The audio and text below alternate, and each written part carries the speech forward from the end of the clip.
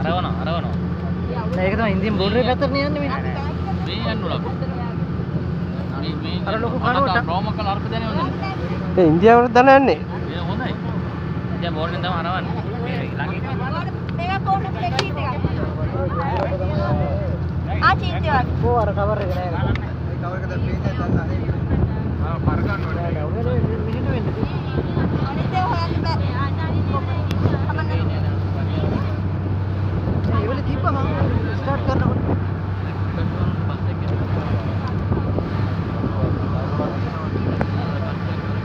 ඔවල්ලන්න බෑ මං කිව්වා මොනවද? ඔවල් පුරකට යනවා.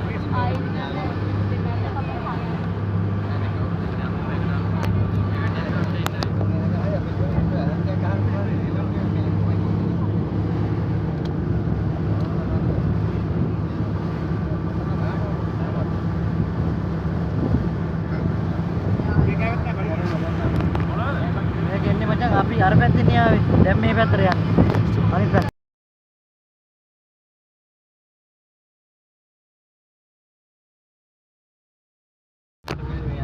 දැන් ආදි නේද? බෙස්ට් එක තමයි හරි. ජෙට් එක වලට ගානවා මේ පාරේ තමයි. ඈ? ජෙට් එක වලට ගානවා. දැන් හරි කූල් වීගෙන එන්නේ. අපි අර හරි හායි යාළුවනේ ඔන්න අද අපි යනවා ලංකාවේ අපෙන් ඉන්දියාව උදුර ගන්න හදලා ආපහු අපිට ලැබුණ ලස්සන දූපතක ටිකක් බලන්න. එහෙනම් අපි ඉන්දියාවට දන යන්නේ. වීඩියෝ ඉස්සරහට. දැන් බෝඩරෙන් තමයි අරවන්නේ. මේ ළඟින්. යාළුවනේ අද අපි යන්නේ ලංකාවට දුරින් ඉන්දියාවට ආසන්නයෙන් තියෙන කච්චතිව් දූපත බලන්න. මේ දූපතට යාපනයේ පුරිකට්ටුවාන් යටියේ ඉඳලා කිලෝමීටර් 45ක් පමණ තියෙනවා. ඒ වගේම දකුණු ඉන්දියාවේ රාමේශ්වරන් ඉඳලා මේ දූපතට තියෙන කිලෝමීටර් 24යි. ඒ කියන්නේ ඉන්දියාවට ඉතාම ආසන්නයෙන් තියෙන්නේ ලංකාවට ඊට දෙගුණයකට ආසන්න දුරින් තමා තියෙන්නේ. ඉතින් නමුත් මේ දූපතේ හිමිකාරිත්වය තියෙන්නේ ශ්‍රී ලංකාවේ අපිට. කච්චතිව් දූපතේ විශේෂත්ව කිහිපයක් තියෙනවා. අපි යමු අපි බලමු මේ විශේෂත්වය මොනවද කියලා. ඉතින් මේක අපිට ආඩම්බරයක්. අපිට සංචාරක කර්මාන්තයට ලොකු පිටුවහලක් වෙන දූපතක් අනාගතේ. ඉතින් අපි බලමු මේ දූපත සම්බන්ධව විස්තර දිගටම.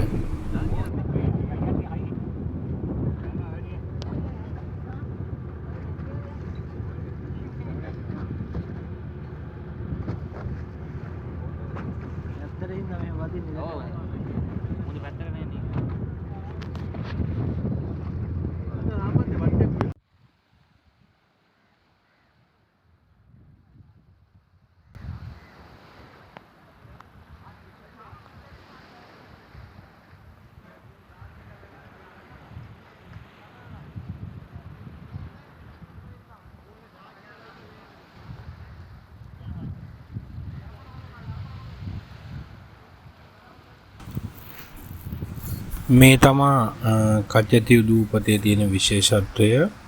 සාන්ත අන්තෝනි දේවස්ථානය. මේ දූපත වර්ග කිලෝමීටර් 285ක් පමණ තියෙනවා. ඉතින් ඒ වගේම මේ සාන්ත අන්තෝනි ප්‍රතිමාවට ඉන්දියාවේ දීවර කටයුතු කරන ජනතාව, ඒ වගේම ලංකාවේ දීවරයන් මෙම කච්චතිව් සාන්ත අන්තෝනි ප්‍රතිමාව තිබිලා තියෙනවා මුලින්. ඉතින් ප්‍රතිමාවට තමන්ගේ යාඥාව කරලා දීවර කටයුතු කරාම ඉතින් හොඳ ප්‍රතිඵල තියෙනවා කියලා විශ්වාසයක් තියෙනවා. ඊට පස්සේ 1906 දී මේ පල්ලිය ඉදි වුණා.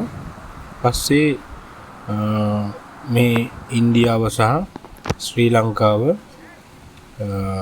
එකතු වෙලා මේ ආගමික හමුවක් පවත්වන ස්ථානයක් බවට මේ ශාන්තාන්තෝනි ප්‍රතිමාව විදිවිච්ච මේ පල්ලිය පත් වුණා.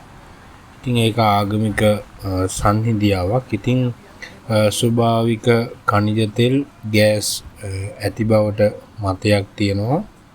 1921 වර්ෂයේ තමා මෙය ලංකාවට හිමි වුණේ ගිවිසුමක් මාර්ගයෙන්. ඉතින් ඒක අග්‍රාමාත්‍යවරිය ලෙස සිටපු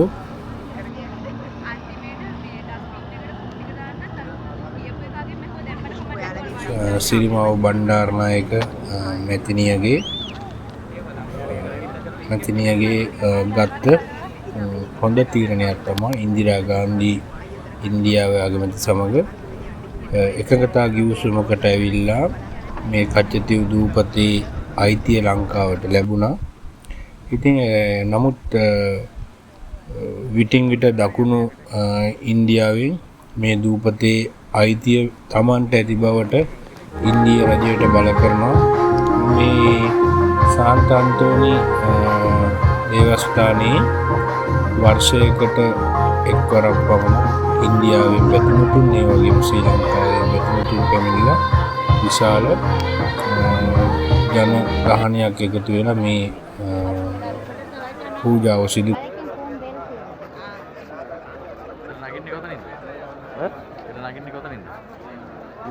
දැන් නැගීනේ බලමු පොඩ ෆොටෝ එකක් ගහගෙන යන්නේ වීඩියෝ එක.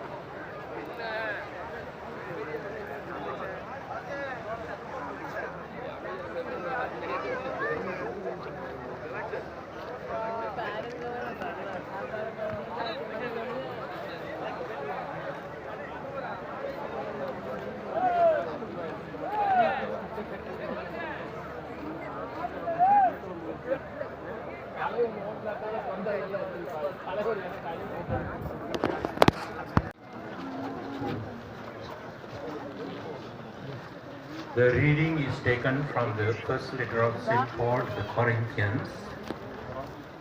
Surely you know ඔබ අර that you are God's කලින් දුටුවේ ඉන්දියාවේ ඉඳලා මැතිමතුන් රැගෙන පැමිණෙන යාත්‍රාව.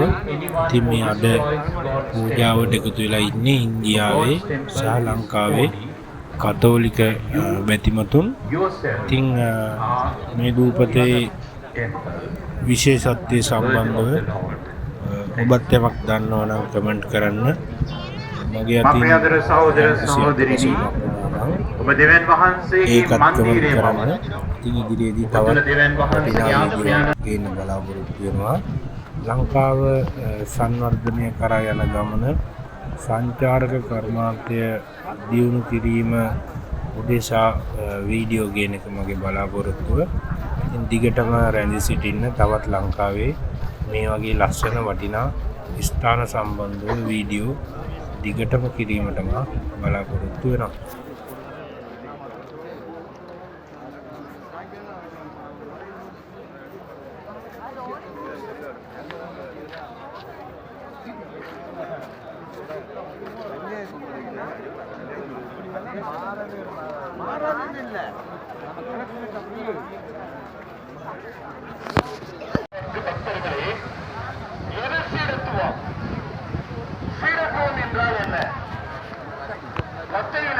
அதிகாரம் 10 வசனம் 25 ஆண்டவர் இவ்வாறாக சொல்கிறார், சீடர்